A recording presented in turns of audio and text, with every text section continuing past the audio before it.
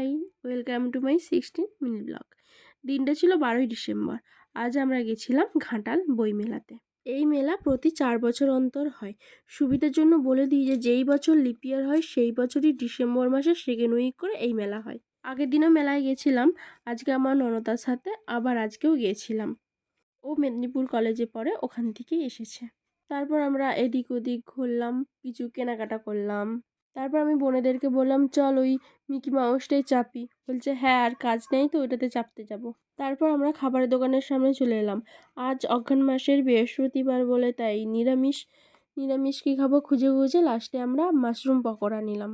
তারপর মেলা থেকে বেরিয়ে আমরা চলে গেছিলাম মিয়া মোড়ে, কারণ কাল অনিকের জন্মদিন ছিল আর তার জন্য কেক কিনতে হবে। এখন আমরা কেক পছন্দ করছি। অনেকগুলো দেখার পর লাস্টে এই কেকটা আমাদের পছন্দ হলো। তারপর তিনজনে তিনটে পেস্ট্রি নিয়ে বাড়ি চলে এলাম।